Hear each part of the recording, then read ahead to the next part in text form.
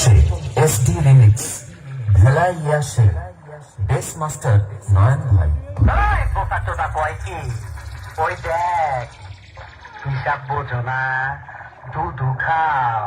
ছোটবেলা ছিলাম রাজাকা, তখন আইনা মাটির তলে আন্দায় রাখছি। এখন সামনে বিপদ, তাই যন্ত্রটারে গিরিজ মাইরা চকচকা করছি। তোর এমরাটা দিব, তোর গোষ্ঠী সুতা